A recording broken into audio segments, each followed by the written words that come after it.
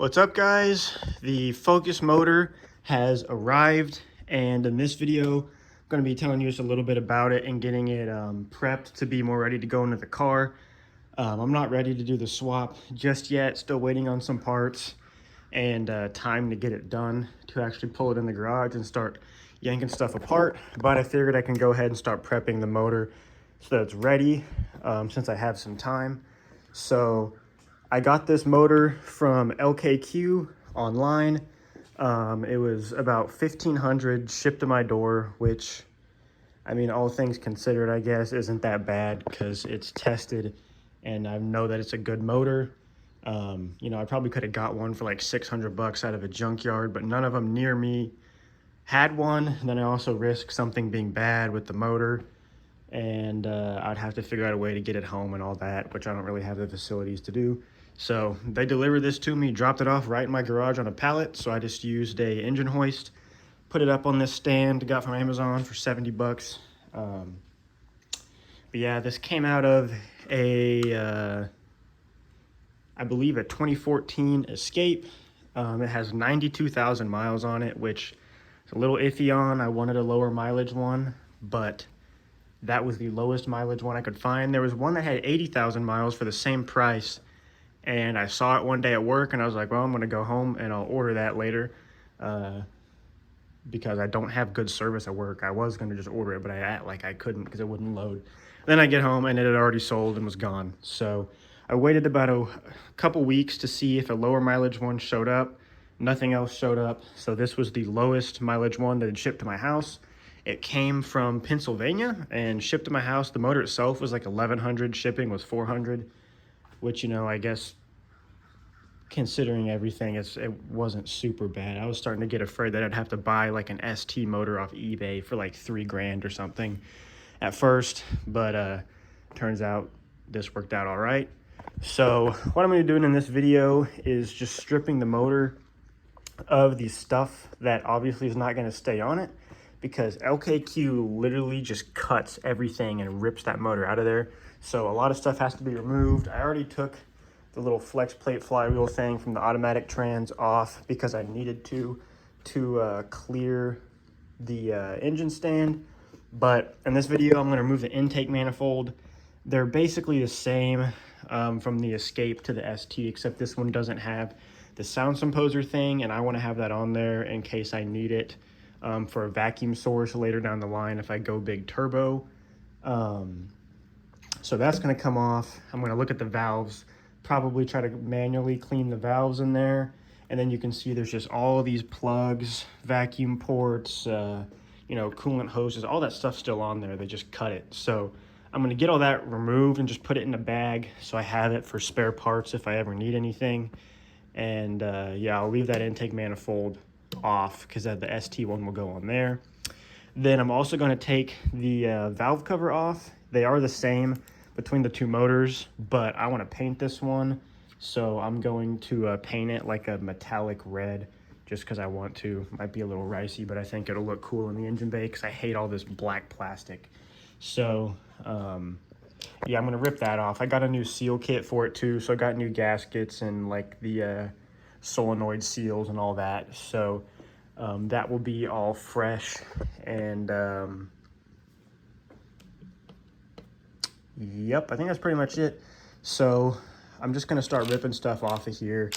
I also might take the injectors out because I bought new injectors for my car like less than 10,000 miles ago, so I'd rather have those in the car than the ones that have been on this Escape for 92,000 miles.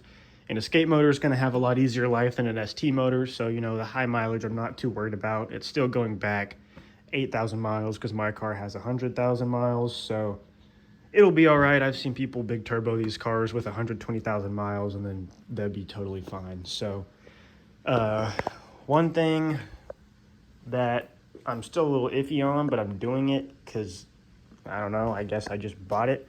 But I bought, oh, it's heavy with my hand. Okay, well now it's hot and stuff. But I did buy another turbo. This is a big wheel stalker turbo, which there's plenty of controversy on these online, but I've talked to several people that have had them for a long time and they've had no issues. It's a stock turbo, but it's just bored out, and when tuned it should get the car over 300 horsepower and 400 torque. And I got a good deal on this used on Facebook, so that's why I got it. I was going to buy like a full G25 550, all the supporting stuff for that, but that gets to around 3,000 bucks, and I was having issues with that Lexus there, so I had to buy another car. So I bought another Lexus, didn't want to dump all the money on a big turbo, so that's what I ended up with. Now I'm selling both Lexuses and could have done big turbo, but you know, what happened happened. Eventually, I do want to get a G25 550 for this, and I'll put it on. Obviously, it's easier while the motor's out, but I'll just have to do it with the car in. Plenty of people do it, so it'll be fine. But yeah, you can get more power out of these with a TurboSmart wastegate, and if you crank it down, I don't want to do that because that's rougher on the motor, because the boost isn't going to taper.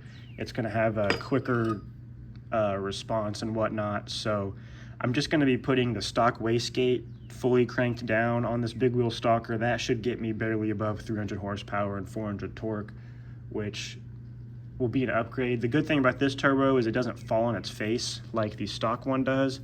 So I've basically heard it's essentially like having a stock turbo, except it doesn't fall on its face in the top end. So that'll be better. I'm just going to stay on top of maintenance and try my best to not beat on the car too hard, but I drove the piss out of it for 40,000 miles and then it finally blew, which, I mean, considering it's been through like 4 autocross seasons, and I think every time I drive it I probably do like a full effort pull, so you know, I'm not too upset about it blowing. I mean, obviously it's inconvenient, but I'm the only person to blame there, even though I stayed on top of maintenance. Got a new gasket kit for the turbo and whatever else it came with, I don't even know. I've got like 20 Rock Auto magnets now from everything I've ordered. But yeah, this is only missing a vacuum port, which I believe is on my stock turbo that I can just take off. And it's got that block off plate there. I'm not exactly sure what that, I think it's the blow off valve, which is interesting. I guess maybe the person who had this had a external, or like a exhale kit or whatever. But yeah, that's enough talking. I'm gonna go to the store, grab some paint, brake cleaner, clean this motor up, get it looking nice and shiny, and yeah, that'll be pretty much it for this video. So I got the motor as stripped down as it needs to be. That's just a bunch of junk in case I need to salvage parts from it. That's some stuff that could be labeled, bolts and whatnot, in case I need it. Intake manifolds off.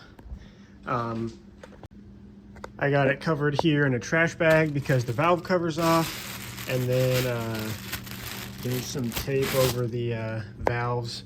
I checked the valves with a flashlight and they are covered in carbon buildup, so I'm gonna buy a media blaster and a little adapter so that I can walnut blast them and get them nice and clean before putting it in the car. So now let's go look at the valve cover. I got it all cleaned up and taped off. That was a whole process, getting all the oily buildup off of there. But I used some soapy water and this like Dawn Power Wash foaming spray stuff that really got the oil coming out of the plastic and got it nice and clean here, and taped off all the holes, everything that needs to be protected. And then here's the paint I'm using. Just went to AutoZone.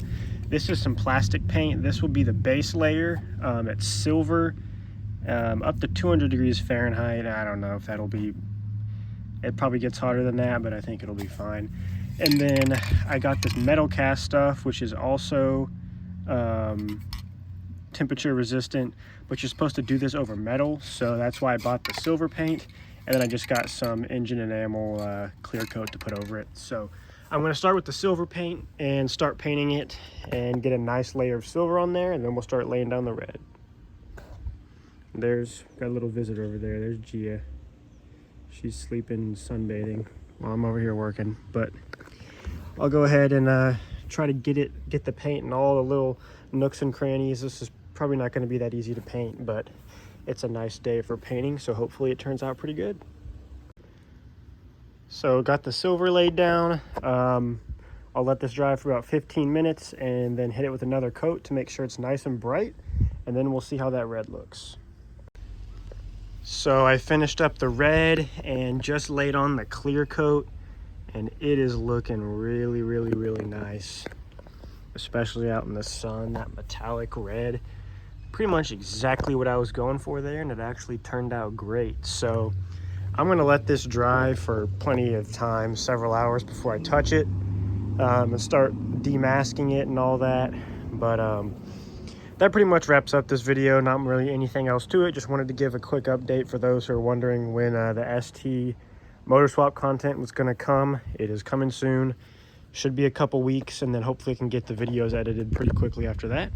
But that's pretty much it. Please leave a like and subscribe, and follow me on Instagram at Nickjoenap. There'll be more updates there, and I'll see you in the next video.